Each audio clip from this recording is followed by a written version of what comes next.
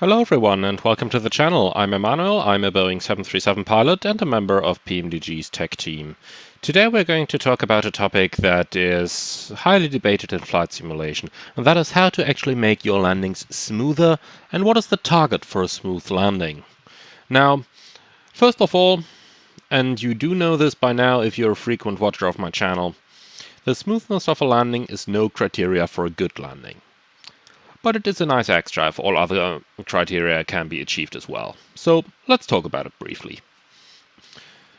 Basically, a smooth landing is something that is in the region between 100 and 200 feet a minute touchdown rate.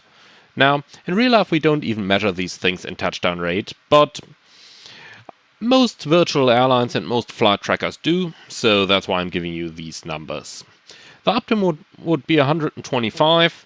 Now, anything less than 100 is too smooth. That bears the risk of actually being blown off the runway, or if the thrust reverse is not deploying correctly, the spoiler is not deploying correctly, and so on. And anything firmer than about 200 feet a minute is what we call a positive landing. And I would say a really hard landing starts at about 400 feet a minute. And something where the aircraft can be damaged, you're looking in the region of the excess of 600-700 feet a minute. So how do you actually make your landings smoother? Well, first of all, I recommend you to watch my video on why we do make hard landings or positive landings. And in that video, I'm telling you a couple of no-goes or a couple of reasons how to make the landing harder. Now let's talk about the opposite, making them smoother. The key is coming in stabilized. I can't overemphasize this.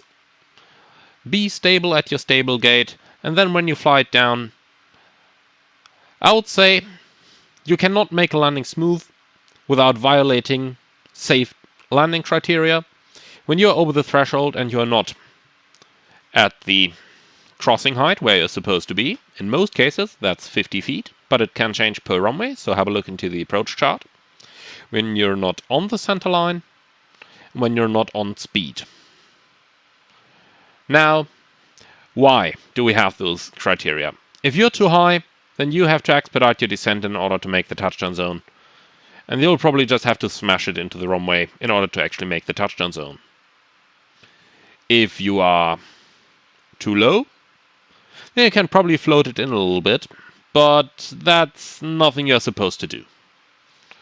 If you're not on the center line, you'll have to focus on getting the airplane back to the center line, taking away some focus from actually flaring the aircraft and touching down smooth. And if you're not on speed, then either you have to force the airplane down because you're flying too fast, or your airplane is just going to fall down because you get below VREF. That is something that's important in real life even more than in Flight Simulator. In Flight Simulator, if you're getting below VREF, it's not too much of an issue. The flight dynamics of Microsoft Flight Simulator just don't cover this aspect really well. In the real airplane, if you're coming in right on VREF, you pull the thrust off, you'll bang it into the runway. Or you pull the nose up into a tail strike. You can decide which one you'd like. If you do the tail strike, you'll probably get less complaining from the passengers, but believe me, the time the company calls, you'll get some more complaining than you would ever have gotten from the passengers.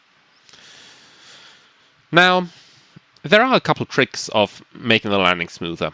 First of all, when you're coming in over the threshold, the glide slope in Microsoft Flight Simulator is usually not very good below about 200 feet. So, if you're at 200 feet and you're well established on the glide with the correct rate of descent, just aim to maintain that aiming point at the same place in your windshield.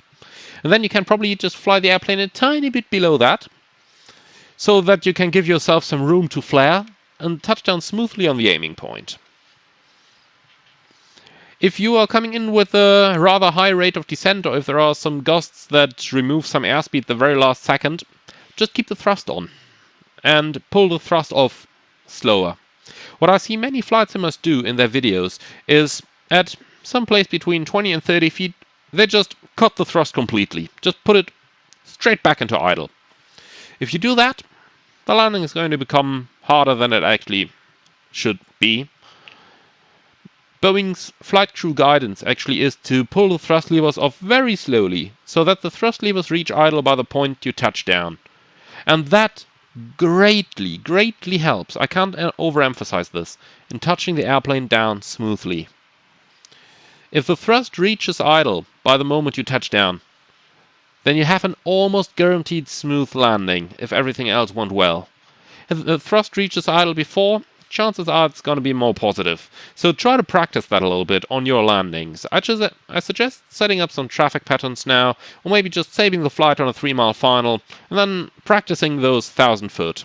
So you want to be on speed, VRF +5 if you're doing manual thrust, and then at a point between 20 and 30 feet, depending on your rate of descent. Of course, the faster you descend, the higher you want to start the flare, so if you're descending faster than usual, start at more than 30 feet. Otherwise, at a point between 20 and 30 feet, and then just pull the thrust off slowly. Try to aim the airplane before the aiming point, so that you can actually flare the airplane a little bit. But when you do this, make sure that you don't actually go a whole dot below the glide slope, otherwise you may trigger the GPW as glide slope caution, which is going to override your radio altimeter, and without the radio altimeter it's actually hardly possible to flare the airplane properly. Now when you reach the 50 feet, shift your view to the end of the runway and try to use your peripheral vision, so more or less the impression of what you see at the side of your eyes of the runway passing by.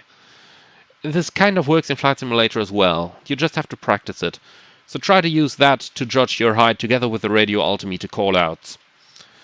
And just by looking at the end of the runway, you will see the nose coming up below you when you start flaring the airplane. Don't flare too much, it's just a degree or two that you need in the 737. While reducing the thrust, and then just hold that pitch and slowly fly the airplane onto the runway. Don't try to flare it excessively. That usually leads nowhere. Either you get the touchdown right or you don't. And if you just fly it excessively, then you'll probably climb away from the runway again and then fall down from some 4 or 6 feet. That is guaranteed positive landing. Alright, so that is my main trick there. Focus on the runway. Aim the airplane slightly in front of the aiming point. In real life, that is where the glide slope is getting you as well, and where the puppies are usually getting you as well. Slightly in front of the aiming point. In Flight Simulator, they usually get you slightly behind it, so if you just deviate a bit from the glide slope on the last portion of the approach, then you usually get a much better result from it than if you just blindly follow the glide slope all the way to touchdown. Right, I hope you found this interesting. Leave a comment below how your technique is looking when you're trying to smooth the landing out. And most important of all, forget about the smoothness if you're about to flare over the touchdown zone. Just force it down, doesn't matter. Better safe than sorry. And in the end, what I always say, if a passenger complains about hard landing, I just tell them, well, you can be thankful that you can still complain, because if I made that landing smooth, you might be a burning wreck next to the runway end right now. That usually convinces them that the positive landing was a good landing. Alright, thank you for joining, hope you enjoyed this one.